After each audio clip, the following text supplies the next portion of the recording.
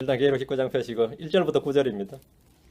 계시록 19장 1절부터 9절인데 어린 양의 혼인잔치가 이르렀고 했으니까 19장 7절 말씀. 계시록 19장 7절 말씀 같이 읽습니다. 계시록 19장 7절 같이 읽습니다.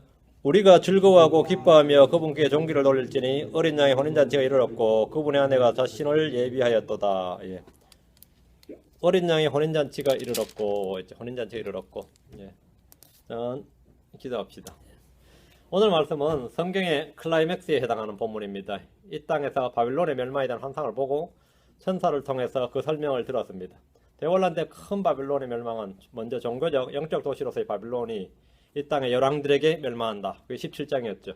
짐승에 탄 여자가 짐승의 머리에서 난 열불에게 멸망을 당한다는 것은 좀 의미심장한 일입니다. 역사적으로 이 바빌론 종교체계를 그대로 계승한 로마 캐톨릭은 중세 천년 동안 유럽의 왕들을 완전히 지배했습니다.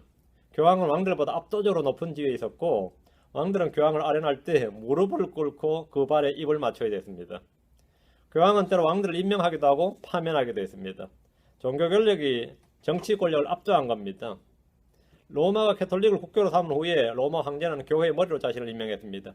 교황은 땅의 왕들 위에 군림했던 역사에 비추어 볼 때 대환란 때 짐승 위에 탄 여자인 여자, 짐승 위에 탄 여자 바빌론은 이보다 더 큰 권세와 권능을 가진 것으로 볼 수 있습니다. 성경이 큰 도시 바빌론을 땅의 왕들 위에 군림하는 도시라고 말하기 때문입니다. 이 도시의 정치적 상업적 도시로서의 큰 바빌론은 하나님께서 직접 친히 심판을 하시는데 1시간 만에 완전히 불타고 맷돌이 바닷속에 던져진 것 같이 그렇게 던져져서 보이지 않는다. 땅속에 완전히 묻혀버린다고 했습니다.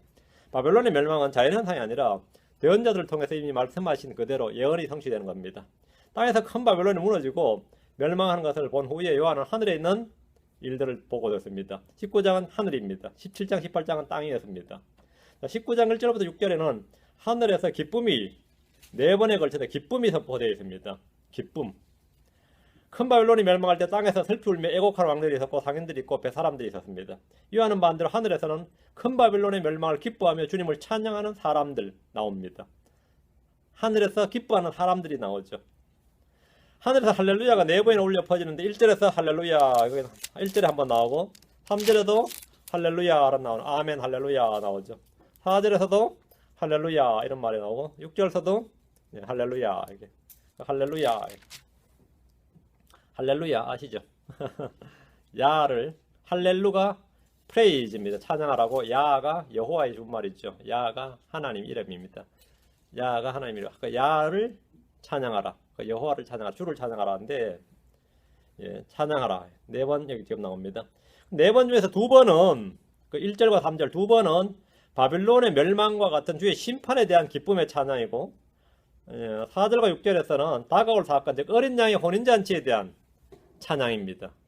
어린 양의 혼인잔치에 대한 찬양입니다. 하늘에서 있는 어린 양의 혼인잔치는 모든 크리스천들에게 가장 놀라운 장면입니다. 예수 그리스도는 신랑입니다. 교회는 그분의 몸이고 신부입니다. 우리는 현재 정혼한 처녀입니다. 정혼한 처녀입니다.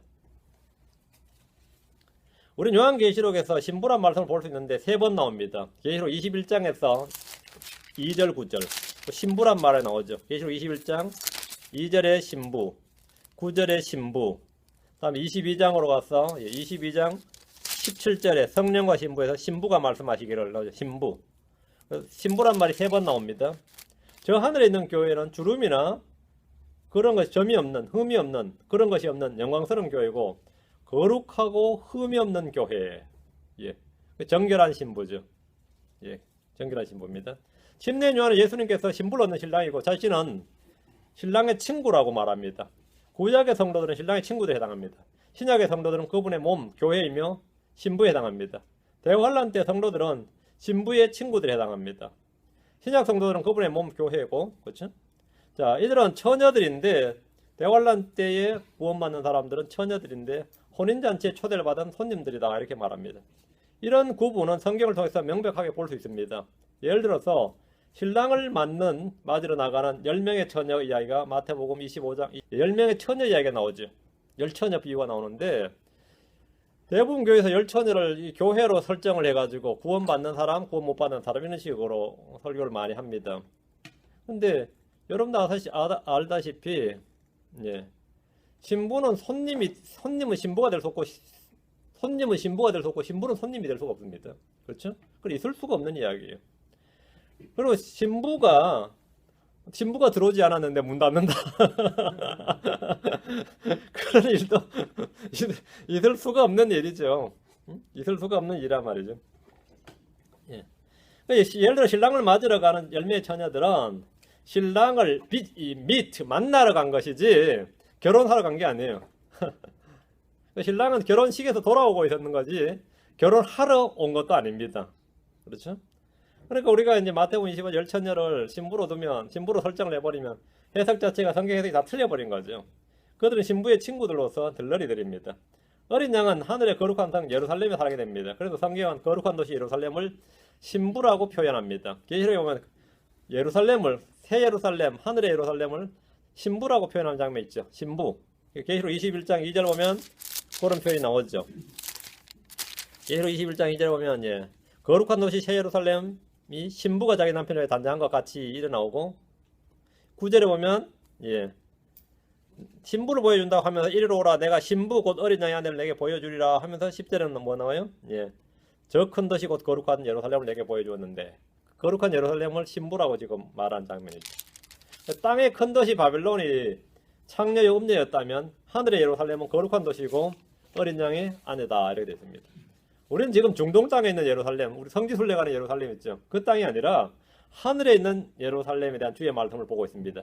위에 있는 예루살렘은 우리 자유론자니 우리 모두의 어머니니라 이렇게 갈라디아 4장 6절에 나오고요. 갈라디아 4장 26절 우리 모두의 어머니니라 이렇게 나오고 하늘의 예루살렘은 하나님의 도시, 곧 하늘에서 하나님으로부터 내려오는 예루살렘, 그게 새 예루살렘입니다.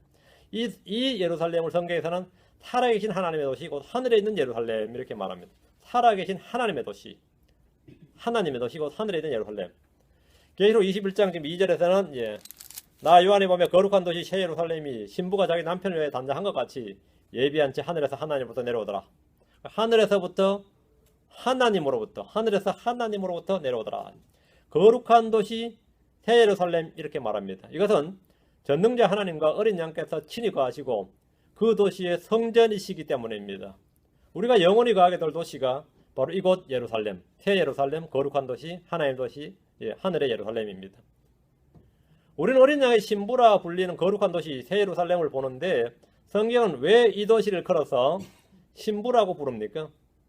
사도 바울은 우리 모두의 어머니라고 했고 사도 요한은 어린 양의 아내라고 기록하고 있습니다. 이런 걸 이제 대유법이라 그럽니다. 이제 문학적 표현으로 대유법이라 그러죠. 대유법은 아들한테 육사가라고 하니까 아버지가 아들한테 육사가라 그러니까 아들이 거부할 때 나는 칼을 잡고 싶지 않고 펜을 잡고 싶습니다. 이렇게 말하면 칼이 먼저 군인이고 펜을 잡고 싶다는 말은 기자가 되고 싶다는 말이나 뭐 다른 그런 의미죠. 그런 의미라면 칼이 의미하는 바 이런 걸 가지고 이제 성경에서는 한국말로 대유법이라 그럽니다. 대유법이라 그러면 이제 환유법과 제유법이 있는데 국문법 같네. 예, 뭐 여자를 가지고 하이힐을 신었다. 하이힐을 뭐 여자를 걷는 말이다 그러면 그런 환유법이라 그래요. 근데 우리에게 빵을 달라 할 때 빵은 식량이다. 작은 걸 가지고 전체를 표현하는 방법은 이건 제유법이라 그럽니다. 예. 근데 이제 요 지금 예루살렘을 위에 있는 새 예루살렘을 신부다 이럴 때는 이것은 이제 환유법입니다. 환유법이라고 합니다. 자, 본문 말씀 보겠습니다. 1절입니다. 계시록 19장 1절. 이 일들 위에 내가 들으니 하늘에 많은 사람들의 큰 음성에서 이르되 할렐루야 구원과 영광과 존귀와 권능이 주 우리 하나님께 있도다. 이 일들 뒤에 내가 들으니 이 일들이 언제입니까? 예, 18장 이야기죠. 18장의 사건 즉 큰 바빌론의 멸망 후를 말합니다. 요한에게 주시는 주님의 계시가 아직 끝나지 않았습니다. 주님이 계속해서 지금 계시를 주고 있는데 하늘에 많은 사람들의 큰 음성에서 이르되 하늘에 많은 사람들의 큰 음성이 있습니다. 많은 사람들이 얼마나 되는지 정확히 알 수 없습니다. 어떤 이단 종파에서는 하늘에 올라갈 자, 구원받는 자는 14만 4천이 전부다 이렇게 말하는데 그건 말이 안 되죠. 왜? 하늘에는 셀 수 없는 많은 사람들이 있다 이랬습니다. 많은 사람들이죠. 구원받은 자 그리 많지 않다고 하지만 인류의 전 역사를 통해 볼 때 하늘에 있게 될 사람은 결코 적은 수가 아닙니다. 물론 인류 60억 인구에서 따지면 얼마 안 되는 적은 수지만 예, 이 전인류로 해서 하늘에 있는 사람들 할 때는 많은 수다 말이죠. 이거 많은 사람들이 큰 음성이 있어요. 하늘에 많은 사람들이, 그죠? 하늘에 많은 사람들. 자, 사람들은 두 곳에 살고 있는 거죠. 하늘에 사는 사람들, 땅에 사는 사람들, 땅 속에 사는 사람들. 세 부류네요. 땅 아래 사는 사람들. 자, 어디에 살아야 되겠어요? 땅에만 살아도 그나마 나은 겁니다. 우리는 하늘에 살아야 되는데, 대환란 때 하늘에 있는 사람들과 땅에 있는 사람들의 차이를 한번 생각해 보십시오. 땅에 있는 사람들은 대환란의 재앙과 심판을 다 받아야 됩니다. 엄청난 겁니다. 하늘에 있는 사람들은 영광스러운 몸을 입고 삽니다. 그리고 안식을 하는 겁니다. 하늘에 살아야 되니까 하늘에 속한 몸을 입어야 되고, 땅에 살아야 되니까 땅에 속한 몸을 입어야 됩니다. 하늘에 속한 몸을 입고 땅에 살면 그것도 별로 안 어울려요. 그거 별로 안 어울린다고. 그렇죠? 그것도 이 몸을 입고 땅 속에 산다, 이것도 별로 안 어울리는 거지. 주님께서 고유의 형체를 준다. 하늘에 사는 하늘에 속한 몸을 입는데, 우리가 하늘에 살기 때문에 하늘에 속한 몸을 입고, 우리가 땅에 살기 때문에 땅에서 취한 흙으로 된 사람, 땅에 속한 사람, 땅에 속한 몸을 입습니다. 자, 하늘에 있는 사람들은 하늘에 속한 몸을 입는데, 하늘에 있는 많은 사람들은 어쨌든 영광스러운 몸, 영에 속한 몸을 입습니다. 주님은 부활을 부정하는 사도계인들에게 하늘에서는 천사들과 같은 몸을 입는다, 이렇게. 하늘에서는 사람들이 천사들과 같은, 부활의 몸은 천사들의 몸과 같다 했습니다. 근데 크리스천들은 그렇게 말하지 않고 그랬죠. 그리스도와 같은 형상, 같은 몸을 입게 된다, 이렇게 말했습니다. 그러니까 몸에도 뭐가 있는 거죠? 영광의 차이가 있는 겁니다. 이거 아주 중요합니다. 자, 그럼 한 가지 물어봅시다. 하늘에 지금 누가 있습니까? 뭐 하나님이 있다, 그룹들이 있다, 천사들이 있다 말고, 뭐 불말도 있고 그런 거 빼고, 지금 사람들로 하늘에 그럼 무엇이 있습니까? 하늘에 누가 있고 하늘에 무엇이 있냐? 예? 주님 우리에게 위에 있는 것들에 애정을 두고 땅에 있는 것들에 두지 말라고 하셨습니다. 그런데 크리스천들이 하늘에 뭐가 있는지를 모르니까 하늘에 있는 것에 애정을 둘 수가 없는 거죠. 하늘에 뭐가 있는 줄 알면, 누가 있는 줄 알면 당연히 애정을 두죠. 예. 하늘에 뭐가 있다, 하늘에 누가 있다는 걸 알아요. 그런데 제일 중요한 거는 내가 디파짓한 게 거기 있다 이러면은 하늘에 보물을 쌓아두라고 하는 거예요. 보물이 있는 곳에 마음이 있으니까. 하늘에 내가 보물을 쌓아두면 당연히 하늘에 애정이 계속하고 마음이 가 있는 거죠. 마음이 거기 있단 말이죠. 하늘에 하늘에 누가 있고 무엇이 있는지 모른다면 결코 하늘에 있는 것들을 소망하고 애정을 두지 못합니다. 개똥밭에 굴러도 이 땅이 좋다 그러잖아요. 개똥밭에 굴러도 이 세상이 더 낫다잖아요. 하늘에 있는 사람들을 땅에서는 뭐라 그러죠? 성경에서는 하늘에 있는 사람들하고 말하는 그 사람들을 땅에서는 사람들이 뭐라 그래요? 죽었다, 또는 잠들었다, 세상을 떠나셨다, 돌아가셨다, 돌아갔다, 이렇게 말합니다. 죽었다, 잠들었다는 표현은 몸에 관한 겁니다. 죽었다, 몸을 말하죠. 잠들었다, 일단 몸에 관한 겁니다. 떠났다, 이건 뭐죠? 그 사람 혼이 몸을 떠났다, 그 사람 혼이 이 세상을 떠났다. 정확한 표현이에요. 떠나셨습니다. 혼에 관한 겁니다. 돌아가셨다, 이건 뭐에 관한 표현이죠? 돌아가기는 어딜 돌아가요? 몸은 흙으로 돌아가고 영은 그것을 주신 하나님께로 돌아갔다. 그래서 죽었다, 잠들었다, 떠났다, 뭐라고 말해도 그건 전부 다 성경적 진리예요. 전부 다 성경적 표현이라고. 그러니까 하나님을 믿지 않는 불신자들을 할지라도 그들의 입술에 뭐가 있는 거죠? 진리가 있어요. 그것도 가장 중요한 죽음에 관한 진리가 있어요. 사후세계에 관한 진리를 지금 자기들의 입으로 말하고 있어요. 나는 그런 뜻으로 말 안 했는데 해도 정확하게 지금 진리를, 성경을 말하고 있는 거예요. 어찌 그리 잘 아십니까? 저는 그러지. 떠나셨다 그러면 어디로? 애틀란타로? 어디로 떠나셨어요? 지옥으로? 혼이 어디로 떠나셨나? 떠나셨어요. 몸을 떠난 건 확실하죠. 몸속에 이 사람 혼이 없다는 거죠. 몸에서 떠났다 이거죠. 이 세상을 떠났다요. 떠났다. 돌아가셨다요. 어디로? 하나님께로, 영은 하나님께로 돌아가셨다요. 몸은 흙으로 돌아갔다 이거죠. 돌아갔다는 거죠. 하나님을 믿지 않는 자들의 마음속에 진리가 있고 그 입에 진리가 있다. 사람들은 자신도 모르는 사이에 정확히 진리를 말할 때가 많이 있습니다. 그들은 성경을 한 번도 보지 않았고 또 하나님을 믿지 않는다고 말할지라도 그 입술에서 주의 말씀을 말할 때가 한두 번이 아닙니다. 그래서 성경은 뭐라고 그러냐면 로마 10장 8절 한번 보시죠. 아주 흥미진진한 말씀. 로마 10장 8절. 예. 그러나 그것이 무엇을 말하느냐? 말씀이 내게 가까이 있어 내 입에 있으면 내 마음에 있느니라 하나니 곧 우리가 선포하는 믿음의 말씀이니라. 말씀이 내게 가까이 있어 내 입에 있으면 내 마음에 있느니라. 말씀이 가까이 있다. 입에 있고 마음에 있다. 말씀, 곧 우리가 선포하는 믿음의 말씀들은 사람들의 입에 있고 마음에 있습니다. 여러분이 불신자들을 통해서 듣는 주의 말씀을 한번 생각해 보십시오. 생각보다 꽤 많다는 사실을 쉽게 알 수 있을 겁니다. 불신자들이 진리를 말할 때, 불신자들이 성경의 진리를 말할 때, 주의 말씀을 말할 때가 꽤 많이 있다는 거죠. 저희 형이 이제 구원 안 받을 때 사람 어떻게 하든 정직해야 된다고 내가 아멘 그러거든요. 사람은 정직하게 살아야 된다. 그리고 또 나한테 이제 충고한다고 사람은 어쨌든 신실하게 살아야 된다. 그러니까 그것도 아멘. 그 성경에 나오는 말씀이고. 또 동네 어른들이 그러더라. 사람이 죄 짓고는 못 살겠더라고. 아멘. 그랬죠. 이 불신자들이었다. 다 진리를 막 말하는 거예요. 그것도 신문이나 TV를 보면서 하는 말이 또 있어요. 세상이 점점 타락하고 미쳐가고 있다. 그것도 아멘이다. 맞다고. 야, 세상 풍조를 정확히 지금 파악하고 계시는구나. 이렇게. 응? 그러면서 지금은 말세다. 이러거든요. 성경에 나온다. 지금 마지막 때라고. 이거 뭐 전부 다 막 성경에 있는 말씀만 막, 성경 안 배운 사람들이 성경에 있는 말씀만 막 쏟아내는 거죠. 그 우리가 전하는 말씀. 내가 지금 그 말씀 하고 싶었는데. 뭐라고요? 말하고 있다. 네 입에 지금 믿음의 말씀이 있다. 우리가 선포하는 믿음의 말씀이 네 마음에 있고 네 입술에 있다 이거죠. 사람이 다 한 번은 죽지 않습니까? 이거 히브리서 9장 21절에 나오는 말씀이라고 그러는데. 진리가 가까이 있다고. 진리 가까이 멀리 있잖아요. 제가 강단에서 듣는 것보다 TV나 라디오에서 더 자주 듣는 주님의 말씀이 하나 있습니다. 그게 뭔지 아세요? 특히 연말이면 이 성경에 있는 진리의 말씀을 TV나 라디오에서 들어요. 지금 TV가 없어서 제가 못 듣는데 자주 들었던 게 있어요. 불우한 이웃을 돕시다. 우리 모두 이웃 사랑을 실천합시다. 이건 완전히 성경 말씀이에요. 근데 그걸 계속 이야기해요. 불우한 이웃을 돕시다.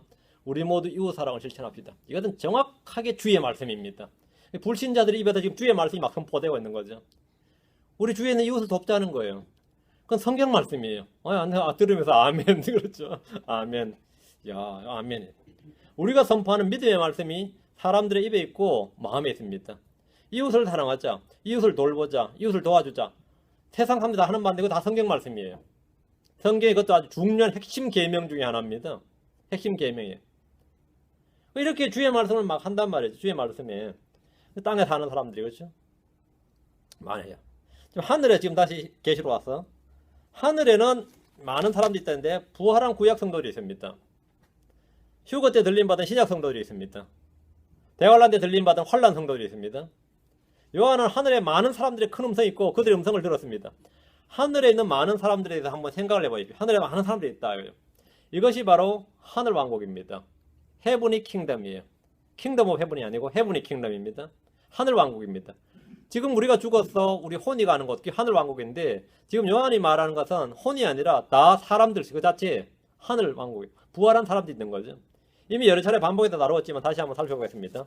하늘에 있는 많은 사람들, 첫째 부활한 구약 성도들인데 마태복음 27장 52절에서 53절, 에베소 4장 8절, 마태복음 27장 52절 53절. 하늘에 있는 많은 사람들, 첫째 하늘에 있는 사람들이 이 사람들입니다. 땅에 있지 않고 하늘에 있는 사람들. 무덤들이 열리니 잠든 성도들의 많은 몸이 일어나 그분의 부활 뒤에 무덤 밖으로 나와서 거룩한 도시로 들어가 많은 사람에게 보이니라. 자, 보세요. 나와서 많은 사람이 보였다. 그렇죠? 무덤 밖으로.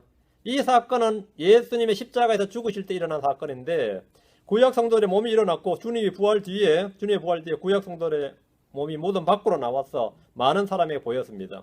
아브라함의 품에 있던 성도들이 부활을 했고 이들이 주님께서 올라가실 때에 함께 이끌러서 하늘로 올라가셨다 이거예요. 에베소 4장 8절. 에베소 4장 8절. 그러므로 그분께서 이러시기를 그분께서 높은 곳으로 올라가실 때 어디죠? 하늘로 올라가실 때 말이죠. 포로 잡힌 자들 포로를 이끄시고 사람들에게 선물을 주었도다 하시느니라. 그 에녹이나 엘리야나 모세뿐만 아니라 아브라함과 같은 애들이 지금 저 하늘에 있다는 겁니다. 하늘에 있습니다. 하늘에 있는 사람들, 두 번째 부활, 휴거된 신약 성도들입니다. 고린도전서 15장, 데살로니가서 4장, 고린도전서 15장 51절 53절, 데살로니가서 4장 16절 17절. 그리스도 안에서 잠든 자들은 나팔 소리와 함께 일어납니다. 땅에서 살아있던 자들은 하늘로 체임을 받습니다. 자, 고린도전서 15장 51절 53절. 보라, 내가 너에게 한 가지 신비를 보이노니 우리가 다 잠자지 아니하고 마지막 나팔 소리가 날 때에 눈 깜짝할 사이에 순식간에 다 변화되리라. 나팔 소리가 나며 죽은 자들이 썩지 아니할 것으로 일어나고 우리가 변화되리니 이 썩을 것이 반드시 썩지 아니함을 입고 이 죽을 것이 반드시 죽지 아니함을 입으리라. 두 가지를 말하고 있죠. 썩지 아니할 것으로 일어나고 이것이 뭐죠? 부활입니다. 우리가 변화되리니, 맞죠? 변화되리니. 살아있는 사람들은 변화돼서 올라갑니다. 예. 우리는 이 말을 문자 그대로 믿습니다. 우리의 몸이 지금 죽는다면 혼은 저 하늘의 주와 함께 있게 됩니다. 부활은 혼이 아니라 몸에 관한 것입니다. 부활은 혼이 아니라 몸에 관한 것이다. 우리 몸이 주님과 같은 영광스러운 몸을 입는데 하늘에 속한 몸을 입게 됩니다. 자, 데살로니가서 4장 16절 17절.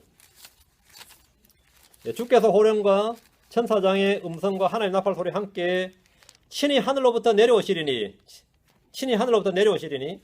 그리스도 안에서 죽은 자들이 먼저 일어나고 부활이죠. 그 뒤에 살아서 남아있는 우리가 그들과 함께 구름들 속으로 채 올라가 공중에서 주를 만나리라. 휴거죠. 그리하여 우리가 항상 주와 함께 있으리라. 하늘에 있는 많은 사람들, 바로 신약 성도들입니다. 이 말씀은 현재 우리가 가지고 있는 가장 복된 소망이고 영광스러운 소망이고 산 소망입니다. 이 소망을 리빙 호프라고 합니다. 여러분 이 소망을 가지고 있다면 뭐 너무나 이 땅에 지금 어떤 여러분이 지금 어려움을 겪는다라도 별 문제될 거 없습니다. 별 문제될 거 없어요. 이 소망을 가지고 있습니다. 내가 이 소망을 가지고 있다. 세 번째, 하늘에 있는 사람들은 환난 성도들입니다. 대환란에서 나온 무리들 중에 하늘에 있는 사람들이 있습니다. 계시록 7장 9절, 14장 1절. 계시록 7장 9절. 계시록 7장 9절에는 7장 9절. 이 일들 뒤에 내가 보니 보라 아무도 능히 셀 수 없는 큰 물이 곧 모든 족속과 모든 민족과 족속과 백성과 언어에서 나온 큰 무리가 흰 예복을 입고 손에 종려나무 가지를 들고 왕자 앞과 어린 양 앞에 섰어. 왕자 앞과 어린 양 앞에 섰다 그랬죠. 하늘에 있는 거죠. 큰 무리들이. 근데 이 사람은 유대인들이 아니에요. 모든 민족과 족속과 백성과 언어에서 나온 큰 무리가 있으니까 대환란 성도들입니다. 이들이 누군지는 우리 쉽게 알 수 있죠. 예. 성경에서 스스로 14절에서 설명이 나옵니다. 14절에서 뭐라고 설명이 나오죠? 큰 환란에서 나온 사람들이다. 이렇게. 그러니까 요한이 본 이들은 신약 성도들이 아닙니다. 이들은 구약의 조상들도 아니었습니다. 이들은 흰 예복을 입고 손에 종려나무 가지를 들고 왕자 앞 어린 양 앞에 섰는데 요한도 이들이 누군지 몰랐어요. 그래서 물었는데 답을 들었죠. 24절. 이들은 큰 환란에서 나온 사람들이니라. 큰 환란에서 나와 자기 예복을 찢고 어린 양의 피로 그것을 시기한 자들이니라. 이렇게 나옵니다. 자, 14장으로 와서 하늘에 있는 많은 사람들. 또 내가 바라보니 보라 어린 양께서 시온산 위에 서 계시고, 자, 저 하늘이죠. 그분과 함께 14만 4천이 서 있는데, 하늘에 누가 서 있다고? 14만 4천이 서 있는데 그들의 임 안에는 그분의 아버지의 이름이 기록되어 있더라. 하늘에 있는 많은 사람들입니다. 이들은 대환란 때 이스라엘에서 선별된 자들인데 하늘로 들림을 받아서 지금 하늘에 있는 사람들입니다. 자, 하늘에 있는 사람들은 누구인가? 하늘에는 하나님과 어린 양이 계시고 왕자 주변에는 그룹들이 있고 무수히 많은 천사들이 있고 또 이 땅에서 들림받은 많은 사람들이 있습니다. 24장로들은 하늘에 있는 사람들이지 천사들이 아닙니다. 땅에 있던 14만 4천은 하늘에 있는 사람들이지 천사가 아닙니다. 큰 환란에서 나온 무리들은 땅에서 들림을 받아서 저 하늘에 있는 사람들입니다. 하늘에 있는 사람들입니다. 목배임을 당해서 제단하라 있던 혼들은 부활해서 저 하늘에 있습니다. 히브리서 12장으로 합니다. 22절 23절. 하늘에 있는 많은 사람들입니다. 뭐 다 알고 있는 이야기들을 지금 정리하는 겁니다. 이게 뭐 별 다른 내용 아니에요. 전부 다 여러분 이미 지키 잘 알고 있는 내용들인데 그냥 이 시간에 그냥 한번 정리를 쫙 해주는 겁니다. 그렇죠? 히브리서 12장 22절 23절. 그러나 너희는 시온산과 살아계신 하나님의 도시고 하늘에 있는 예루살렘과 무수한 천사들의 무리와 총회와 하늘에 기록된 처음 난 자들의 교회와 모든 것의 심판자 되시는 하나님과 완전하게 된 의인들의 영들과 하늘에 뭐가 있는지 쫙 나오죠. 누가 있는지가 쫙 나옵니다. 그렇죠? 하늘에 뭐가 있는지 쫙 나옵니다. 예. 우리는 하늘에 있는 것들에 대해 볼 수 있는데 영적 존재들 외에 총회와 하늘에 기록된 처음 난 자들의 교회와 의인들의 영들 이렇게 나옵니다. 그래서 이 말을 볼 수 있죠. 계시록에서 요한이 보고 들은 사람들은 이 땅에서 저 하늘로 들림을 받은 완전한 사람들로서 영들이 아니라 이때는 완전히 다 부활한 몸을 다 입고 있는 사람들입니다. 사도 바울이 지금 여기 히브리서 쓸 때는 의인들의 영들 이렇게 나오죠. 자, 다시 1절입니다. 다시 계시록 와서 19장 1절. 할렐루야. 구원과 영광과 존귀와 권능이 주 우리 하나님께 있도다. 저는 이거 뭐 할렐루야란 말을 별로 이렇게 많이 안 쓰는 잘 안 써서 근데 제가 아는 목사님들은 뭐 항상 인사한 말이 할렐루야예요. 전화를 걸어도 제가 누굽니다 이러면 할렐루야 부터 시작하니까 나도 이제 장난삼 농담삼 이제 그때부터 할렐루야 했더니 입에 붙어가지고 이제는 할렐루야. 할렐루야는 아주 사실 엄청난 말씀입니다. 할렐루야, 할렐루야. 구원과 영광과 존귀와 권능이 주 우리 하나님께 도다. 1절부터 6절에는 찬양의 7가지 면에서 찬양의 7가지 면, 찬양이 그 7가지 면에서 기록되어 있습니다. 1절에는 많은 사람들이 찬양을 안 하고 4절에서는 24장로들의 찬양이 나오고 내짐승의 찬양이 나오고, 그렇죠? 4절에 보면 24장로 내짐승의 찬양이 나오고, 5절에서는 왕자에서 난 한 음성의 찬양이 나오고, 6절에서는 큰 무리들의 음성이 나오고, 그 다음에 많은 물들의 소리, 우렁찬 천둥들의 소리, 천둥의 소리 이렇게 나옵니다. 할렐루야는 이 킹제임스 성경에서는 4번밖에 안 나와요. 이 계시록에 4번밖에 안 나오고, 개역 성경 읽는 사람들은 좀 더 많이 보죠. 27번 나옵니다. 27번 나오는데 왜 킹제임스 성경에 4번 나오고 저 27번 나오냐면, 시편에 나오는 할렐루야를 킹제임스 성경에 다 번역을 했어요. 너희는 주를 찬양하라 이렇게. 너희는 주를 찬양하라가 Praise we the Lord 이렇게 킹제임스 성경은 이렇게 번역을 했고, 개역 성경은 번역을 안 하고 그냥 음력을 한 겁니다. 그냥 음력을 해서 차이가 나는 겁니다. 우린 저 하늘에서 사람들의 음성을 듣는데 사람들이 음성을 냈는데 뭐라고 한 거죠? 할렐루야 했다 이거예요. 거기는 이방인들도 있고 유대인도 있고 크리스천도 있어요. 하늘에. 맞죠? 근데 그들이 한 목소리로 할렐루야 했으니까 너희는 주를 찬양하라 했는데 Praise with the Lord 했으면 영어로 쓰는구나. 근데 할렐루야 했으니까 하늘에서는 뭐라고요? 하늘의 언어는 뭐라고요? 히브리어다 이렇죠. 우리는 저 하늘에 있는 사람들의 음성을 통해서 하늘에서 사람들이 히브리어를 사용한다는 사실을 알 수 있습니다. 하늘에서는 히브리어를 사용하는구나 이렇게. 주님은 사울에게 나타나실 때 히브리어로 말씀을 하셨습니다. 그럼 이 사울 사도 바울의 주 언어는 뭐예요? 모국어는 뭐죠? 아람어입니다. 그 사람 터키 다소에서 태어났고, 근데 물론 히브리어, 헬라어, 아람어가 다 능한데 그 당시 일반 언어는 아람어였어요. 근데 주님께서 아람어로 말씀하지 않으시고 히브리어로 말씀하셨어요.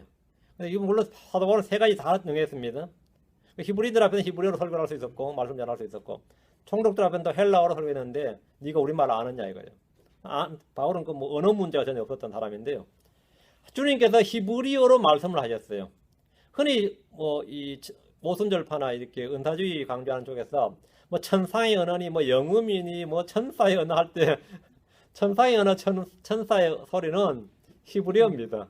그게 여러분 따따따따 부따부따 하는 그게 천사의 언어가 아니고 그건 노이즈 소음이고 그건 소음이에요. 그건 아무것도 아닙니다. 그건 에코 사운드고, 그건 이상한 방언이, 천상의 언어는 어떤 민족의 이상한 방언이 아니라 히브리어입니다. 이 방언하는 분들이 방언 포기 못해가지고 아주 쉬운 방언 아니라 그러면 힘든데, 방언이란 말 자체가 다이렉트고요. 킹제임스 성경 텅으로 나옵니다. 언어입니다. 타 언어예요. 제주도 방언하면 뭐죠? 방언이라고요. 제주도 방언에, 지금이야 뭐 한국이 워낙 표준화 작업을 시작해가지고 제주도 사람들 하는 말로 지금 다 알아듣지만, 이 표준화 작업하기 전에 내륙 사람들은 제주도 가면은 제주도 사람들끼리 하는 말 못 알아들었어요. 전혀. 중국 같은 데도 상해 사람들이 상해 말해버리면 북경 사람들은 완전히 남의 나라와 똑같습니다. 뭐 전혀 못 알아듣습니다. 중국 같은 경우에도. 그럼 그걸 뭐라 그러냐면 방언이라고 그랬습니다. 그걸 방언이라고 그랬어요. 근데 이제 소아시아에서 회당들이나 이 집회를 하면, 미국도 지금 뭐 다민족, 다종교, 다민족, 다언어 사회지만 소아시아는 더 심하죠. 고린도 같은 교회는 뭐 한번 집회 한번 하면 뭐 26가지 그런 언어들이 집합하는 것이. 그래서 필요한 게 타 언어고 뭐가 있냐면 통역이 필요했던 겁니다. 그 이야기를 지금 이제 일반 교회에서 지금 막 그냥 요즘 뭐 이상한 소리 내가지고 말이죠. 어떤 사람은 콜라 달라고 해서 콜라 소리 하는 사람도 있고, 어떤 사람은 차 이름 계속 외치는 사람도 있고, 캐딜락 하는 사람도 있고, 옆에서 듣고 있다가 왜 그렇게 캐딜락 소리 자꾸 하냐 그래. 그걸 방언이라고 지금 하고 있어요. 2절입니다. 19장 2절. 그분의 심판들은 참되고 의로우니 그분께서 은명으로 땅을 부패시킨 그 큰 음녀를 심판하시고 또 자신의 종들의 피의 원수를 그녀의 손에 갚으셨도다 하더라. 땅의 사람들은 주님의 심판이 부당하다 억울하다 여길지 몰라도 하늘에 있는 사람들은 그분의 심판들은 참되고 의롭다고 인정하고 있습니다. 하늘에 있는 사람들은 주님께서 땅에서 행하는 일들을 다 보고 들으면서 그분을 찬양하고 있습니다. 땅에 있는 모든 소식이 하늘에서 다 알려지는 거죠. 하늘에 있는 사람들이 땅에서 뭐 바빌론이 멸망했는지도 모른다. 하늘에 있는데 어떻게 아느냐. 땅에 있는 사람들은 하늘의 일을 모르는데 하늘에 있는 사람들은 땅에 있는 일을 다 압니다. 하늘에 있는 사람은 땅에 있는 일을 다 알아요. 여러분이 먼저 하늘에 올라간 가족들이 있으면 너무 원통하지 마세요. 그 사람은 여러분을 다 압니다. 여러분 그분이 어떻게 지는지 몰라도 그건 다 알아요. 성도들이 하늘에 올라가면 땅에서 일어나는 일들에 대해서 무지하지 않습니다. 하늘에 올라간 성도들은 주님이 행하시는 일들을 다 보고 듣습니다. 하늘에 있는 사람들은 큰 바벨론에 대해서 음행으로 땅을 부패시킨 그 큰 음녀 이렇게 정체를 정확히 말하고 있습니다. 큰 바벨론의 음행은 우상 숭배입니다. 또 자신의 종들의 피해 원수들을 그녀의 손에 갚으셨도다. 이 땅에서 죽임을 당한 대환란 성도들은 주님께서 속히 원수를 갚아주시기를 간구했습니다. 주님은 그들에게 피해 보복을 약속하셨습니다. 우리는 사적으로 누군가에게 원수를 갚지 않습니다. 우리는 대적하는 자들, 핍박하는 자들 위해 기도하라는 명령을 받았습니다. 원수를 갚아주시는 일은 전적으로 하나님께 맡겨야 되는데 주님은 철저하게 그 원수를 갚아주십니다. 공의의 하나님입니다. 하나님께 맡겨서는 억울할 일이 없습니다. 세상에 맡기면 뭐 억울한 재판도 많지만 하나님 앞에서는 억울한 재판이 없다 이거죠. 주님은 초림 때 주의 받아주신 해를 선포하셨고 재림 때에는 우리 하나님의 원수 갚으시는 날을 포고합니다. 자신의 종들의 피해 원수를 그녀의 손에 갚으셨도다. 이것은 하늘에 있는 사람들의 외침이고 심판하신 주님께 대한 찬양입니다. 3절 그들이 다시 이르되 할렐루야 하더라. 그녀의 연기가 영원 뭉토록 올라가더라. 심판에 대한 찬양이죠. 할렐루야. 우리는 죄인들을 구원하시고 구속하신 주 하나님을 찬양합니다. 우리는 하늘에서 심판하시는 주님과 복수하신 주님을 또한 찬양합니다. 초림 때 이 땅에서 죄인들은 뭐라고요?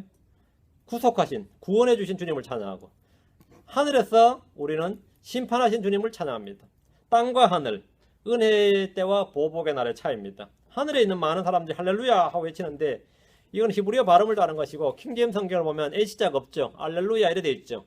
A로 돼 있죠. 할렐루야 이렇게 돼 있는데 발음과 표기법의 차이입니다. 성경에 4번만 표기되어 있는데 현대 여권들에서는 구약에서 23번, 신약에서 4번, 총 27번이 나옵니다.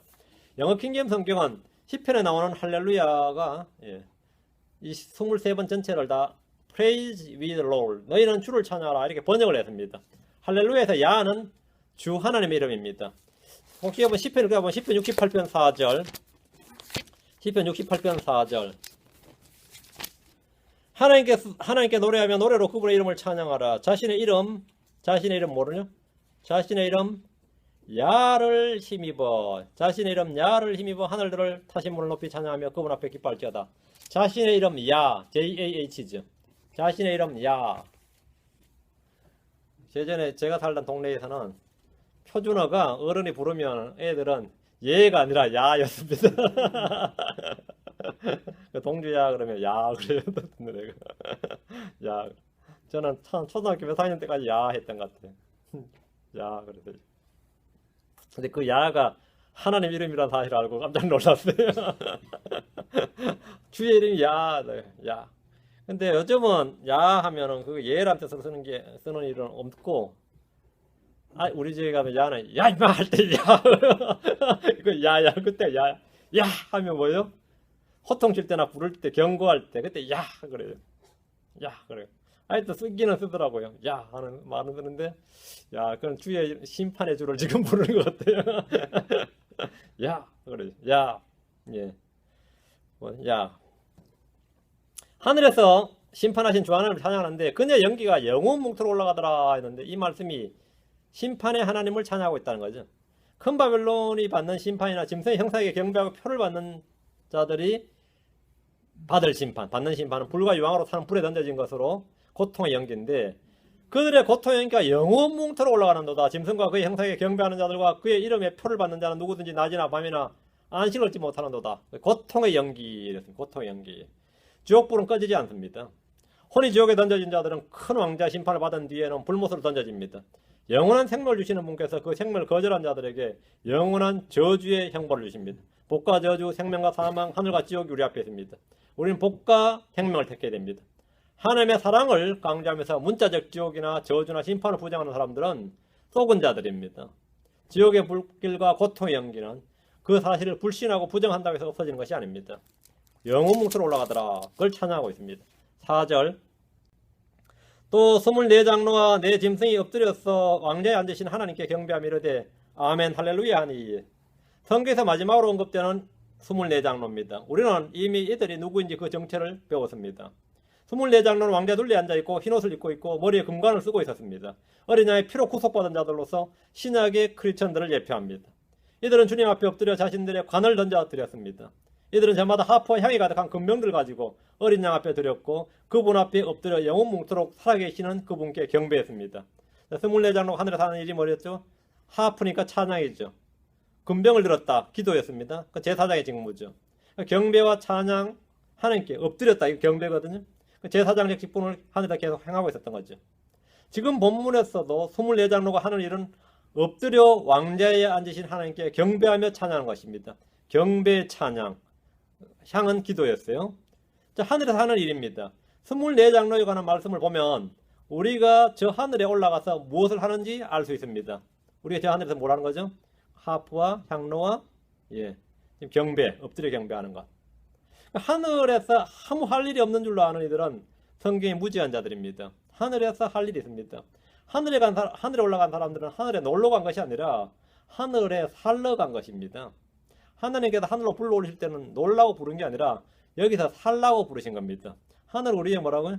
주거지입니다. 살아가는 삶의 장소입니다. 땅에 속한 몸을 벗고 하늘로 삶의 거처를 옮긴 겁니다. 한마디로 땅에서 하늘로 이민 간 거죠. 이민 간 거죠. 주와 함께 거하며 주님을 경배하고 찬양하는 일이 우리의 주된 사역입니다. 하늘에서 우리는 참된 경배 기쁨을 맛볼 수 있습니다. 자, 가나안 땅에 들어가기 전에 이스라엘 사람들에게 벌써 가나안 땅에 들어가서 행해야 될 일을 주님이 미리 말씀해 주셨습니다.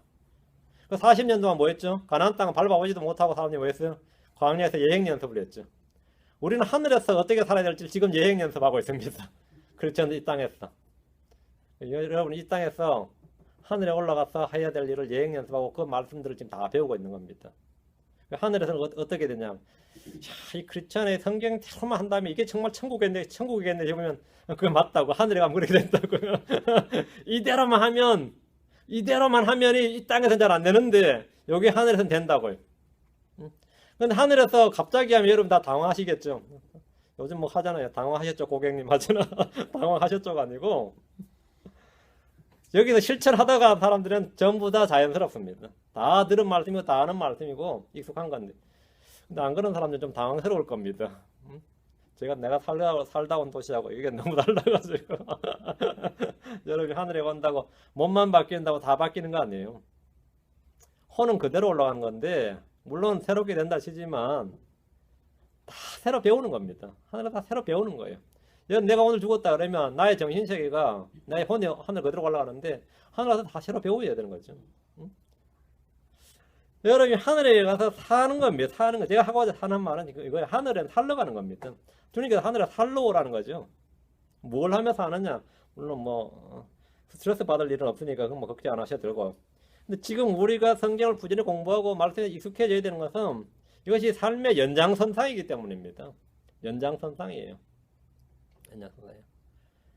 우리가 지금 죽었다 그러면 잠이 잠든 건데 잠들고 일어나면 아까 하던 일 계속 해야 돼요. 잠들고 일어나면 다 없어진 게 아니고 하던 숙제 다 해야 되고 다 해야 돼요. 우리가 자다 일어나면 마찬가지입니다. 죽고 일어나도 마찬가지고. 하늘에서 우리는 참된 경배의 기쁨을 맛볼 수 있습니다. 하늘에서 우리는 참된 찬양의 즐거움을 일상적으로 경험하게 될 겁니다. 아멘 할렐루야 하는데 하늘에서 경배가 있고 찬양이 있습니다. 24장로와 4짐승이라는 표현에 주목하십시오. 순서가 24장로와 4짐승, 짐승이 그룹이거든요. 장로들이 짐승, 즉 그룹보다 앞서 언급됩니다. 구속받은 성도가 하늘에서 천사들보다 더 뛰어나고 그룹들보다 더 뛰어납니다. 하늘에서. 이건 엄청난 이야기입니다. 5절입니다. 왕좌에서 한 음성이 나서 이르되 하나님의 모든 종들아 그분을 두려워하는 자들아 작은 자든지 큰 자든지 너희는 다 우리 하나님을 찬양하라 하더라. 왕좌에서 한 음성이 났는데 땅의 심판을 집행하신 하나님을 찬양하라는 명령이 나왔습니다. 왕좌로부터 나온 음성은 영들일 수도 있고 어린 양일 수도 있습니다. 이 구절에서 우리가 볼 수 있는 진리는 저 하늘에 있는 많은 사람들도 차이가 있다. 무슨 차이가 있죠? 작은 자든 큰 자든 그러잖아요. 작은 자든지 큰 자든지 그렇죠. 하늘에 무슨 작은 자가 있고 큰 자가 있느냐 하는데 하늘엔 작은 자가 있고 큰 자가 있습니다. 보상을 받는데 큰 보상을 받는 사람이 있고 작은 보상을 받는 사람이 있습니다. 상급에도 차이가 있다 이거죠. 하늘엔 차별이 없다, 차이가 없다는 것은 공산주의자들의 이론이고 허상입니다. 성경은 작은 자든지 큰 자든지 너희는 다 우리 하나님을 찬양하라 이렇게 말합니다. 크리스천들은 하늘에서 받는 유혹과 영광의 보상이 다 다릅니다. 해의 영광과 달의 영광이 다르고 별들의 영광이 서로 다르듯이 성도들의 영광이 모두 다 다릅니다.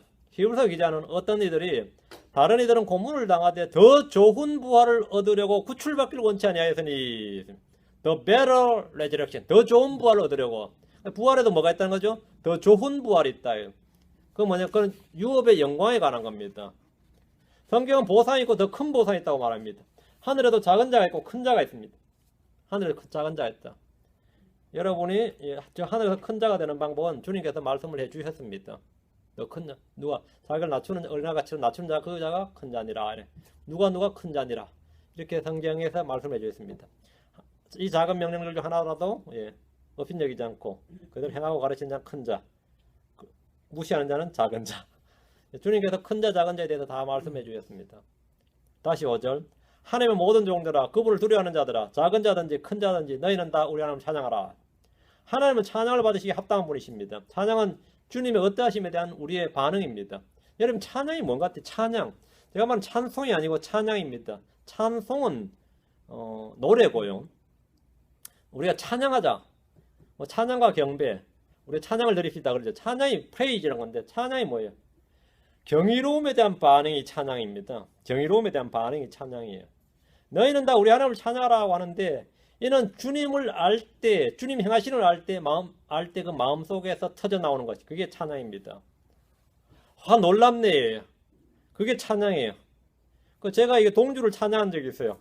이놈이 내 설교 이걸 다 편집하더니만은 노트북을 열심히 적는 거예요. 뭐 적나 했더니만 여기 성경 구절을 다 적더라고. 지금 뭐 종주 다 적어왔죠. 노트에 성경 구절을 다 적어. 왜 적냐 했더니만 빨리 찾겠다고. 찾는지 모르겠는데 내가 얼마나 놀랐겠어. 놀라가지고 하는 말이 와 대단하네. 와 대단하네요. 그게 어떤 경이로움에 대한 반응이지. 내가 반응을 했어요. 아 대단하네. 그게 뭐죠? 그게 찬양입니다. 여러분이 나야가라 폭포를 처음 봤을 때 어때요? 와 대단하네. 그럼 그건 찬양이에요. 경이로움에 대한 감탄, 경탄, 반응이 이 찬양입니다. 그래서 우리 주님을 딱 알게 되는데 아 주님은 정말 은혜로우신 분이구나. 그럼 뭐가 된 거예요? 그게 은혜로우신 분이라고 고백을 했는데 그게 내가 알고 반응을 보인 거죠. 그 찬양이죠. 주님은 참으로 위대하시구나. 오래 참으시구나. 긍휼이 풍성하시구나. 때로는 정확하시구나. 때로는 무섭구나. 두려우신 분이구나. 이런 게 내가 반응이 몸에서부터 일어났어요. 뭔가 사건 속이다. 그러면 그 반응이 내가 터져 나오는데 그 반응을 뭐라고 하면 찬양이라고. 주님을 알면 알수록 찬양은 더 많이 나오는 거죠. 주님을 알면 알수록. 인위적인 찬양이라는 있을 수 없어요. 인위적인 찬양. 주를 찬양하라. 주님을 알 때 또는 주님이 행하시는 이 일을 내가 알고 깨달을 때 마음속에서 터져 나오는 건데 그걸 찬양인데 그 찬양을 경탄으로 와 이렇게 찬양할 수도 있고 아니 노래로 찬양할 수도 있고 시로 찬양할 수도 있고 행동으로 찬양할 수도 있고 아니 춤을 덩실덩실 추면서 그 형태는 다양합니다. 그 찬양 형태는 다양해요. 그러니까 주를 찬양하라는 것은 우리에게 주신 명령이고 특권입니다. 찬양은 찬송가를 부르는 것이 아닙니다. 시나 노래나 곡조나 춤으로 찬양할 수도 있고 선한 행위로 찬양할 수도 있고 의의 열매로 그분을 찬양할 수도 있습니다. 그러니까 주님이 어떤 분인 걸 알고 나서 주님 내게 베푸신 긍휼을 알고 나서 그럼 나도 긍휼을 이제 베풀어야겠다 하면 그건 선한 행위로 주님을 찬양하는 거예요. 그렇죠? 우리가 예배 드린다고 하면서 찬송가 부르면서 찬송가 한 두세 곡 부르고 뭐 몇 곡 부르고 아니면 어떤 경우는 뭐 찬양가 경배해서 막 드럼 치고 막 기타 치고 인도자 나와서 한 시간쯤 해버리는 거 30분 1시간 해버리고 은혜로운 찬양 시간이었습니다. 이런 식으로 그걸 찬양하는 건 큰 오해입니다. 다 찬송가 부르고 나서 힘이 빠져요. 너무 힘겹게 불러가지고 앉을 때 힘이 다 빠져요. 그리고 이제 설교 들을 땐 졸지 그때부터. 그 찬양 아닙니다. 주님을 찬양하는 것은 그분의 어떠하심을 깨닫고 그분을 인정하고 그에 합당한 가치를 부여하는 것이 찬양입니다. 그 아버지를 내가 잘 몰랐는데 아버지가 이런 분이라는 걸 내가 알 때 아버지가 달리 보이십니다. 그렇게 찬양이지. 달리 보이신다. 이거. 아버지가 이런 분이다. 내가 너를 이렇게 오랫동안 살았는데 잘 몰랐는데 어떤 면을 새롭게 밝게 될 때 뭐라고 하죠? 놀라. 나를 깜짝 놀라게 만드는구나 말이야. 네가 나를 놀라게 만드는구나. 응? 너가 새롭게 보이는구나. 우리가 하나님에 대해서 끊임없이 그런 마음이 날마다, 왜 하나님 워낙 풍성하고 기쁘신 분이라서 날마다 그런 걸 새롭게 깨닫는데 그것이 바로 은혜의 찬양이에요. 하나님 내게 베푸신 은혜도 마찬가지. 그걸 깨달으면 깨달을수록 찬양이 나오는데 그게 은혜의 찬양이다 말이에요. 가장 중요한 것은 뭐냐? 우리 자신이 주님께 찬양이 되어야 됩니다. 우리 자신이. 자, 히브리서 2장 12절, 13장 15절. 히브리서 2장 12절. 이르시되 내가 주의 이름을 내 형제들에게 밝히 보이고 교회의 한가운데서 노래로 주를 찬양하리이다. 자, 내 형제들에게 주의 이름을 밝히 보이고, 이게 선포입니다. 주의 이름을 밝힌다. 이게 전도가 돼도 선포가 되고, 맞죠? 말씀 선포, 전도. 예. 주의 이름을 내 형제들에게 밝히 보이고 교회의 한가운데서 노래로 주를 찬양하리다. 찬양은 노래로 하겠다 이거죠. 노래로 찬양하는 것은 가장 일반적인 찬양입니다. 히브리서 2장 12절, 13장 15절. 자, 히브리서 2장 12절, 2장 12절. 예. 자, 노래로 찬양한 것은 찬양의 가장 일반적인 형태, 흔한 형태입니다. 노래는 곡조 있는 주의 말씀을 선포하는 겁니다. 자, 주의 말씀을 이렇게 저처럼 스피치로 선포할 수도 있고 가락에 담아서 선포할 수도 있는데 그게 노래입니다. 한국서 이 노래로 자신의 한을 담거나 자신의 심령을 담아 하는 게 이게 판소리죠, 주로. 이 판소리 자세히 들어보면 말이 노래지, 이거는 뭡니까? 그냥 이 문장이거든요, 다. 근데 시편이 다 노래인데, 시편이 그냥 노래가 곡조의 힘이, 곡조가 중요한 게 아니에요. 가사가 중요해요. 그 노래는 기본적으로 곡조에 담아서 선포하는 하나의 말씀입니다. 곡조에 담아서 선포하는 말씀이에요. 그러니까 여러분도 패러디 같은 거 할 때도 곡조에 담아서 누구를 비방할 때도 있고 조롱할 때도 있고 사람들은 그러죠. 작년에 왔던 각설이 하고 이런 거 전부 다 곡조에 담아서 뭘 표현하는 거잖아요. 곡조에 담아서. 그 사실 가사가 중요하거든요. 그러다 곡조가 너무 훅광스러우면 더 흥이 나가긴 하겠지만 그 성경 말씀을 곡조에 담아서 부르면 뭐가 되는 거죠? 그게 찬송이 되는 거예요. 찬송. 예. 주의 말씀을 곡조 가락에 맞추어 선포하는 것은 찬송으로 주님을 찬양하는 방법입니다. 찬송가는 우리의 감정이나 기분이나 즐거움을 위해 부르는 노래가 아니고 주님이 어떠하신가, 주의 말씀과 주의 사역을 드러내어 선포하기 위해서 말씀을 가락에 실어서 선포하는 겁니다. 주님께서 모세의 노래 이런 건 전부 뭡니까? 그 하나의 말씀을 노래의 형태로 심어서 부르게 하는 거죠. 쉽게 외우고 마음에 담게 하기 위해서. 그렇죠? 그러니까 오늘날 찬양 사역자들이 악기를 들고 말이죠. 분위기를 고조하고 사람들의 흥을 돋우기 위해서 부르는 노래 있죠. 그거는 가증한 일이지. 그건 찬양이 아닙니다. 전혀 찬양이나 찬송이 아닙니다. 유행가는 못 부르니까 이제 찬송가를 흥겹게 부르는 거 있죠. 그걸 CCM이라 그러죠. 그건 아주 가증한 일입니다. 히브리서 13장 15절. 곡조가 가사를 압도하는 거 있죠. 그건 전부 다 잘못된 겁니다. 곡조는 가사를 실어 나르고 전달하는 도구에 불과합니다. 히브리서 13장 15절. 그러므로 우리가 그분으로 말미암아 계속해서 찬양 희생을 하나님께 드리자. 그것은 곧 그분의 이름에 감사를 드리는 우리 입술의 열매니라. 찬양의 희생이 무엇인지 보십시오. 성경적 정의가 정확하게 나옵니다. 찬양은 그분의 이름에 감사를 드리는 우리 입술의 열매니라. 찬양이 뭐라고요? 그분의 이름에 감사를 드리는 우리 입술의 열매. 이게 찬양입니다. 우리는 시나 노래나 간증이나 복음 선포나 설교나 감사나 영적 대화 등으로 영적 교제로 서로 다양한 방법으로 주의 이름에 감사를 드릴 수 있는데 이것을 성경에서 뭐라고 하고요? 찬양의 희생 그렇게 말합니다. 이걸 계속해서 드리자는 거죠. 찬양의 희생을 여러분 드리자. 찬양의 의미를 정확히 아셔야 됩니다. 하늘에서 우리가 찬양을 든다 그러면 계속 노래만 부르나요? 그건 아니에요. 찬양을 정확히 아셔야 됩니다. 찬양을 정확히. 6절입니다. 19장 6절.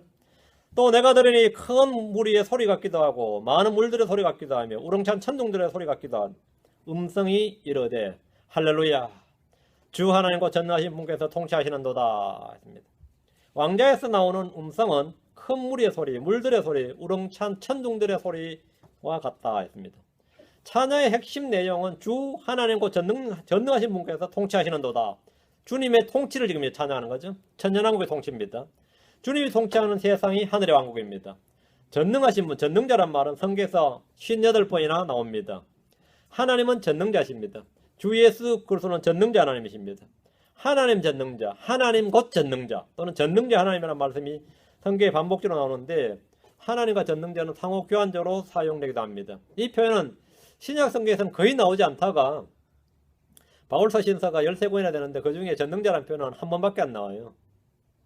신약 성경에서 거의 나오지 않다가 계시록에서 집중적으로 다시 언급됩니다. 계시록 4장 8절에 주 하나님 전능자여 라고 하는데 이는 삼일체 하나님을 간략하게 표현한 것으로 주 하나님 전능자, 주 하나님 전능자. 주는 예수를 쏘시고 하나님은 성령입니다. 전능자는 하나님 아버지를 말합니다. 계시록 11장 17절에 동일한 말씀이 나오는데 이르되 오 주 하나님 전능자여. 계시록 반복적으로 나오는 표현. 주 하나님 전능자여. 하나님 아브라함과 이삭과 야곱에게 자신을 전능자 하나님으로는 계시하셨는데 여호와 하나님이라 이름으로는 계시하지 않으셨다 이렇게 말했습니다. 전능자 하나님으로 계시하셨다. 근데 왜 전능자 하나님으로 계시하신 자신을 계시록에서 다시 이렇게 반복하시느냐 이 말이에요. 계시록은 구약 성경에 계시된 하나님, 주의 약속을 성취하는 내용이기 때문입니다. 계시록 15장 3절 주 하나님 전능자여 주의 일들은 크고 놀랍나이다. 주 하나님 전능자여 같은 표현입니다. 하늘에서 성도들이 하나님을 부를 때 사용하는 이름이 주 하나님 전능자입니다. 뒤로 와서 16장 7절 또 내가 들으니 제단에서 또 다른 소리가 나서 이르되 과연 그러하옵나이다. 주 하나님 전능자여 주의 심판들 참되고 의로우나이다 하더라. 주 하나님 전능자여 동일한 말씀입니다. 하늘에서 누구나 하나님을 걸을 때 쓰는 호칭이 뭐라고요? 주 하나님 전능자여입니다. 여러분이 하늘에 가서 또 뭐 아브라함의 하나님, 이삭의 하나님 그러면 그거는 아니고, 그 호칭 용도가 다 있죠. 용도가 있습니다. 이방인이 예수님을 만났을 때 뭐 다윗의 자손이시여 이러면 그건 말이 안 돼요. 그거는 이스라엘 사람들이 하는 말이에요. 이스라엘 사람들이 예수님을 지상생에서 이럴 때는 뭐 아브라함의 자손이요 아니면 다윗의 자손이요 그러지. 우리가 예수님을 그때 다윗의 자손이신 뭐 이런 거는 뭐 아예 말 자체 성립 안 하는 거죠. 전혀 말이 안 되는 거죠. 우리가 하늘에서 부르는 이름이 주 하나님 전능자여다. 21장 22절 뒤로 갑니다. 21장 22절 또 내가 그 안에서 성전을 보지 못하였으니 이는 주 하나님 전능자와 어린 양께서 그 도시의 성전이시기 때문이라. 주 하나님 전능자와 어린 양 이랬죠. 주 하나님 전능자는 하나님께서 주이시고 전능자이란 분이라는 뜻입니다. 그 중에 한 분 어린 양. 어린 양이 바로 주이십니다. 삼일체를 잘 표현하는 구절입니다. 다시 19장으로 와서 7절 19장 7절 우리가 즐거워하고 기뻐하며 그분께 종기를 올릴지니 어린 양의 혼인잔치가 이르렀고 그분의 아내가 자신을 예비하였도다. 어린 양의 혼인잔치가 이르렀고 지금 교회는 주님과 뭐한 상태? 정혼한 상태입니다. 정혼 상태죠. 정혼자는 이미 법적으로 아내입니다. 법적으로 아내예요. 어린 양의 아내는 자신을 예비했습니다. 그리스도의 신부는 대환란 전에 하늘로 들림을 받은 후 그리스도의 심판석에서 각자 행한 일을 불로 심판을 받습니다. 성도들이 자기 육체로 행한 일, 이 땅에서 행한 일들이 모두 다 불로 시험을 받습니다. 어떤 일은 불타 없어질 겁니다. 우리가 행한 일들 중에 불에 탈 것은 다 타고 금과 은과 보석은 남게 됩니다. 이 시험을 받은 후에 성도들의 모습이 어떻다 그랬어요? 그러나 그 자신은 구원을 받되 불에 의해 받는 것 같이 받으리라. 불에 의해 받는 것 같이 받으리라 이랬습니다. 우리가 행한 일들은 불에 타고 나면 우리 자신은 불에 의해 받는 것 같이 구원을 받습니다. 모든 일이 다 타도 구원에서 떨어지는 일은 없습니다. 성도들이 구원에서 떨어지는 일은 없습니다. 타는 것은 일이지 사람이 아닙니다. 어린 양의 아내가 자신을 예비했다는 말씀은 그리스도 심판석을 통과한 후의 시점, 불을 통과한 후의 시점을 말합니다. 그럼 우리가 행한 모든 육신의 일들은 다 타버리고 없는 거죠. 그러면 이제 정결한 상태가 되죠. 어린 양의 아내는 구약 성도나 환란 성도가 아닙니다. 어린 양의 아내는 하늘의 예루살렘이라고 말합니다. 구약의 이스라엘은 가늠한 아내로 나옵니다. 이스라엘은 땅에 속합니다. 교회는 하늘에 속합니다. 이스라엘은 주님의 용서를 받았지만 처녀가 될 수 없습니다. 교회는 그분의 신부입니다. 8절입니다. 19장 8절. 또 그녀가 깨끗하고 희고 고운 아마포 옷을 차려입도록 허락하셨는데 그 고운 아마포는 성도들의 의인이라 하더라. 하늘에 올라가 있는 교회에 관한 상태를 지금 설명하고 있어요. 계시록에서 지금 오랜만에 지금 교회 이야기가 나온 겁니다. 지금 7절, 8절이 교회 이야기입니다. 땅의 도성이 큰 음녀가 입었던 옷은 자주색과 주홍색 옷이었습니다. 어린 양의 신부가 입은 옷은 깨끗하고 희고 고운 아마포 옷입니다. 고운 아마포는 성도들의 의인이라 이렇게 설명이 되어 있습니다. 정의가 딱 나와 있습니다. 고운 아마포는 성도들의 의인이라. 신부는 의로 옷 입고 있습니다. 뭐로 옷 입는다? 의로 옷 입습니다. 성도들의 의는 믿음의 행위로 주어진 의입니다. 예수 그리스도의 의는 선물로 주어집니다. 구원받은 후 성도들의 선한 행위, 거룩한 행실, 주를 위해 받는 고난과 섬김과 형제사랑 등은 모두 성도들의 의로 유업과 보상과 영광을 결정짓는 겁니다. 옷은 기본적으로 가리는 겁니다. 우리의 수치를 가려주는 겁니다. 옷은 우리의 수치를 가려줍니다. 그리스도로 옷 입은 사람들은 수치를 당하지 않습니다. 이것은 구원에 관한 문제입니다. 본문은 지금 구원이 아니라 구원받은 성도들이니까 믿음의 행위, 사랑의 수고, 인내의 소망, 주를 섬기는 등의 의로운 행위를 말하는데 이런 행위가 없다면 우리는 주님 앞에서 손실의 고통을 당할 겁니다. 저 하늘에서 보상의 손실은 결코 적지 않습니다. 고운 아마포는 성도들의 의인이라고 했는데 저 하늘에서 각자 입은 옷을 통해서 그 사람의 영광을 바로 알 수 있습니다.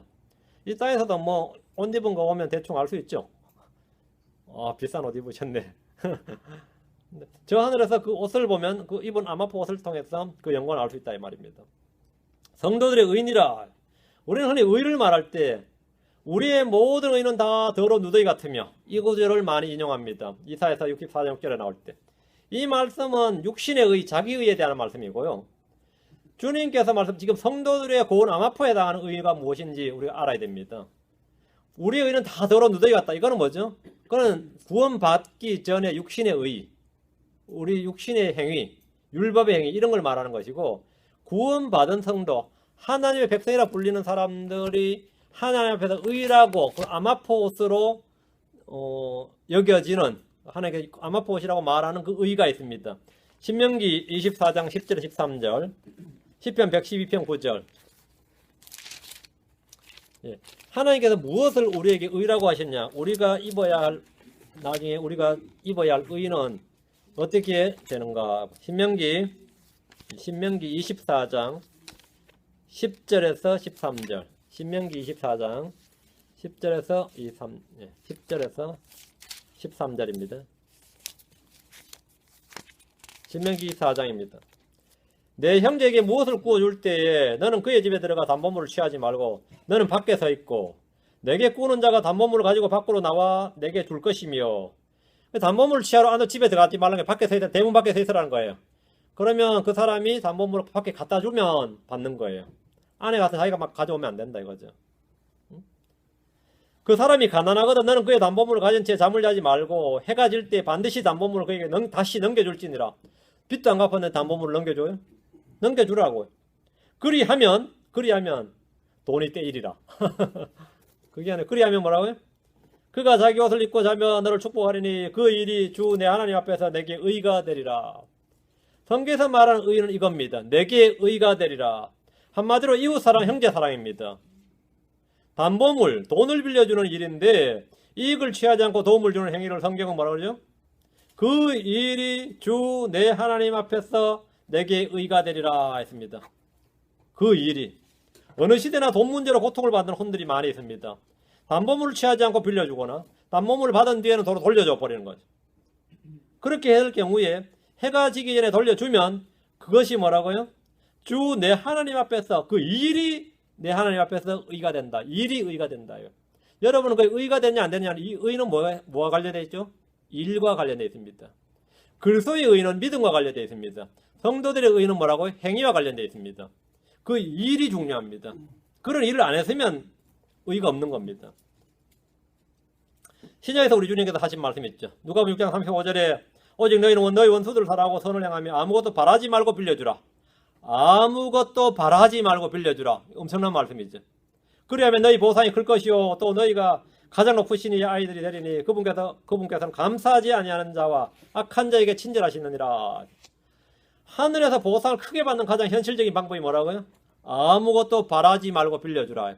여러분이 만약 이렇게 했으면 돈 떼였다고 화병 걸리지 말고 하늘에 보상이 크겠구나 한다면 그 사람은 완전히 남들한테 무슨 소리 듣냐면 영적인 사람, 뭐 진짜 진정한 크리스천, 뭐 이런 소리 들어요. 그래서 형상을 닮은 사람, 또 이제 옆에 잘하는 이제 지인들한테는 바보 같은 놈, 뭐 이런 소리도 듣고 저런 정신이 있냐 이런 소리 듣는데 하나님 앞에서 그게 뭐가 된다고요? 큰 보상, 의가 된다 이거예요. 큰 보상, 의가 된다. 큰 보상, 의가 된다. 시편 112편 9절입니다. 그래서 성도들의 의는 행위와 연결되어 있다. 예. 믿음이 아니라 행위와 연결되어 있습니다. 시편 112편 9절. 우리가 입어야 할 고운 암화포 옷 말이죠. 이미 그리스도로 옷 입었다 할 때 옷 입었다는 것은 우리 몸을 말하고요. 그리스도와 같은 몸을 입는다는 것이 그리스도로 옷 입는 것이고 하늘에서. 자, 그 위에 옷을 입는 의는 성도들의 의다 했습니다. 시편 112편 9절입니다.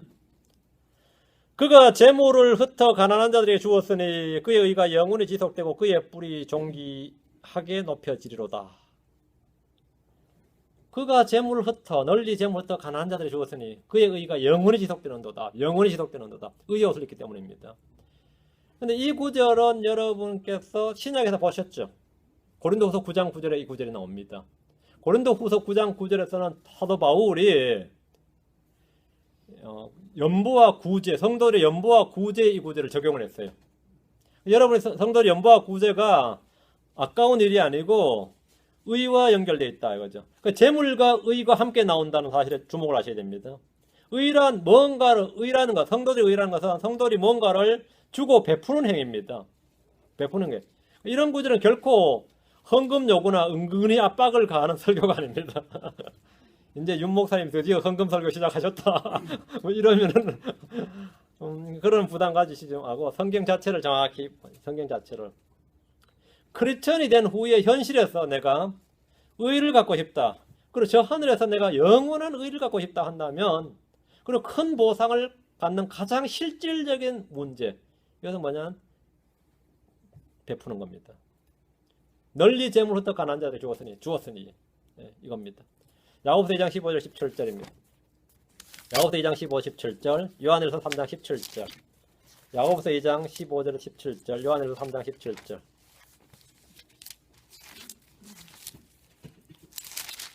야고보서 2장 15절 17절. 만일 형제나 자매가 헐벗고 일용할 양식이 없는데 너희 중에 누가 그들에게 이르되 평안히 떠나가라 너희는 따뜻하게 하고 배부르게 하라 하고는 몸에 필요한 것들을 너희가 그들에게 주지 아니하면 말로는 뭐 이렇게 하는데 몸에 필요한입니다.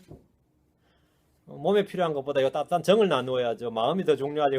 그런 쓸데없는 소리 하지 말고 지금 성경 몸에 필요한 그것들을 너희가 그들에게 주지 아니하면 그것이 무슨 유익을 주느냐. 이와 같이 믿음도 행위가 없으면 그것만으로는 죽은 것이니라 했습니다. 우리는 크리스천으로서 믿음에 대해서 쉽게 말할 수 있습니다. 믿음이 있지만 행위가 없는 믿음이라면 죽은 것이고 헛된 것입니다. 믿음은 행위의 문제입니다. 이 점에 각별히 주의하십시오. 믿음이 없는 행위를 종교의 행위, 율법적 행위, 윗선이라고 비난하지만 행위가 없는 믿음은 더 문제입니다. 행위가 없는 믿음이 어떤 것인지 성경은 정확히 말씀해 줍니다.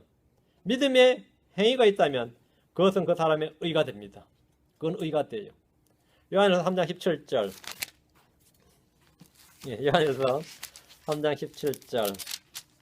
그러나 누가 이 세상에 좋은 것을 가지고 있으면서 자기 형제가 궁핍한 것을 보고도 동정하는 마음을 닫아 그를 피하면 어찌 하나님의 사랑이 그 속에 거하겠느냐. 이번에 뭐죠? 사랑과 아까는 믿음과 야고보서 믿음과 행위였고 지금 요한은 사랑과 행위예요. 사랑과 행위. 지금 구제와 형제 사랑의 관계를 말해주고 있는 겁니다. 사랑이 없는 행위는 내게 아무 유익이 없지만 행위가 없는 사랑 그거야말로 정말 위선이죠. 립서비스입니다. 입술 발림받게 되지 않습니다. 크리스천들이 오늘날 그렇게 사랑을 많이 외치면서 뭐가 안 되는 겁니까? 행위가 없는 거죠. 그렇게 믿음을 외치면서 행위가 없는 거예요. 거기에 세상 사람들이 질려합니다. 차라리 말을 하지 말아다오. 그렇지. 그러려면 차라리 말을 하지 말아다오. 응? 사랑이 없는 행위. 그건 내게 유익이 없어요. 당연히 없어요. 행위가 없는 사랑. 이건 더 심각합니다. 하나님은 불의하지 아니하시기 때문에 사랑의 수고에 대해서 충분히 보상해 주시고 그것은 하늘에서 뭐라고요? 교회 성도들에게 고운 아마포 성도들의 의니라 이렇게 말씀하셨습니다. 여러분들이 떼인 돈이 있으면 의를 쌓을 수 있는 길이 있고 죄를 짓는 방법이 있어요. 주여 갚게 해주소서, 벌을 내리소서, 뭐 이러면서 막 속에다 불타오르죠. 막 언제 왜 저 안 갚냐, 뭐 이렇게 할 수도 있고, 내가 딱 잊어버리고 그건 내가 너에게 준 연보다 잃어버리면 그건 여러분 의가 됩니다. 그 방법을 잘 알려갖다 또 하늘에 의상하려고 그러다 지금 굶지는 마시고 하늘에 의상하려고 그러다가 뭐 지금 굶면 또 근데 만약 여러분이 믿음으로 한다면 그건 오케이입니다. 믿음으로 한다면 오케이예요. 여러분 믿음을 발견하고 믿음으로 산다는 걸 아는 것이 얼마나 인생의 혁명적인 일이라는 것을 좀 알았으면 좋겠어요. 믿음이 있다는 것은 뭐냐면 이 믿음이 있다, 이 하나님을 발견한다는 거죠. 이거는 그냥 이론적인 게 아닙니다. 이 실제적인 것이지. 하나님 나를 돕는 분이시다 이런 말들이 뭐 하나님 나의 목자시다, 주는 나의 목자시다, 뭐 나의 무엇이다, 이게 그냥 설교에 나오는 그 설교문이 아니에요. 이건 전부 다 실제적인 실체들이지. 안 그래요? 다 실체들이라고요. 여러분이 진짜로 내가 믿음으로 살겠다 이러면, 복음을 전한 자는 복음으로 살리라 이러면, 그 주님께서 공급해 주신다 이러면 문자 그대로 그건 사실이 됩니다. 그건 사실이 돼요. 실제로 그렇게 돼요. 그래서 저는 그 복음을 전한 자는 복음으로 살리라 했으니까 저는 복음으로 살고 있는데, 하나님은 불의하지 않으시고 자신의 말씀에 신실하신 분입니다. 신실하신 분이에요. 여러분이 믿음으로 산다는 거죠. 하나님을 발견하고 이 말씀을 발견했다는 것은 뭐 땅속에서 금덩어리 발견했다든가, 뭐 10만 애들이 삼상을 발견했다든가, 탐사가들이 말이야 밑에 땅 밑에 석유 광구를 발견했다든가, 이런 발견보다 훨씬 더 큰 걸 발견한 겁니다. 그걸 드디어 발견한 거예요. 캘리포니아 가서 금광을 발견했다고 완전 뒤집어질 이야기죠. 근데 내가 인생에서 예수를 발견했다, 성경을 발견했다는 말은 그거하고 비교가 안 되는 이야기인데, 문제는 그걸 발견하고 사용할 줄을 몰라요. 발견은 했는데 이게 나한테 아무 의미가 없는 거예요. 아무 의미가 없어요. 이걸 믿음으로 내가 살면 적용할 줄을 모르는 거죠. 여러분이 믿음으로 사는 법을 지금 하나하나 배워나가야 됩니다. 그러면 이것은 내가 무한 자원을 내가 지금 받았구나, 이렇게 무한 자원을 내가 받았구나, 그걸 알 수 있는 겁니다. 9절입니다. 그가 내게 말하길 기록하라. 어린 양의 혼인 만찬에 부름받은 자들은 복이 있도다 하고, 또 내게 이르되 이것들은 하나님의 참된 말씀들이라 하기에, 어린 양의 혼인 만찬에 부름받은 자들은 복이 있습니다. 교회는 혼인 만찬에 부름받은 자들이 아니라 신부로서 혼인 만찬의 주인공입니다. 혼인 만찬에 부름받은 자들은 신랑의 친구들, 신부의 친구들입니다. 교회는 그분의 신부지 초청받은 손님들이 아닙니다. 어린 양의 혼인 만찬은 주 예수 그리스도의 재림 직전에 이루어집니다. 대환란 동안에 땅에 있는 자들 중에 깨어있는 사람들은 하늘의 왕국에 들어갑니다. 이들은 혼인식에서 돌아온 주인을 맞아야 됩니다. 지금 교회는 정혼한 상태로 순결한 처녀입니다. 하늘로 들림을 받아서 어린 양의 혼인식을 위한 준비를 하는데, 점이나 주름이 없는 영광스러운 교회가 되기 위해서 그리스도 심판석을 통과합니다. 예수 그리스도로 옷 입은 성도들은 자기가 행한 의로 행위의 옷을 입어야 됩니다. 성도들은 성경은 성도들에게 자기 옷을 지키라 이렇게 했어요. 주님께서 내가 도둑같이 오나니 깨어있어 자기 옷을 지키고 벌거벗고 다니지 아니하여 그들에게 자기 수치를 보이지 아니하는 자들은 복이 있도다. 자기 옷을 지키고, 이게 바로 성도들의 의입니다. 자기 행위, 그걸 지키라는 겁니다. 선한 행위를 지속하는 법을 배우라 이거예요. 계시록 3장 17절 18절도 이는 내가 이르기를 나는 부자라 내가 재산을 불렸으니 아무것도 부족한 것이 없다 하면서 내 비참한 것과 가련한 것과 가난한 것과 눈먼 것과 벌거벗은 것을 알지 못하노니, 벌거벗은 것 이런 나오죠. 벌거벗은 수치를 드러내지 말라고 했어요. 성도들이 의의 옷을 입으라는 거죠. 라오디게아 교회는 옷을 입지 않고 벌거벗은 자들임을 알지 못하고 있었습니다. 육신적 성도들도 마찬가지입니다. 요한일서 2장 8절에 보면 2장 28절에 어린 자녀들아 이제 그분 안에 거하라. 이것은 그분께서 나타나실 때에 우리가 확신을 가지게 하려며, 또 그분께서 오실 때 우리가 그분 앞에서 부끄러움을 당하지 아니하게 하렵니다. 부끄러움을 당한다는 말이 뭐죠? 구원 못 받는다는 말이 아닙니다. 의가 없어 의의 옷을 갖고 있지 못한 상태, 부끄러움을 당하지 아니하게 하랍니다. 그분 오실 때. 자, 어린 양의 혼인잔치를 베푸시는 분은 하나님 아버지시고, 하나님의 가족들은 신랑인 예수 그리스도와 신부인 크리스찬들이죠. 교회죠. 율법 시대 이전에 구원받은 사람들을 이제 왕후들 또는 후궁들 이렇게 나오고요.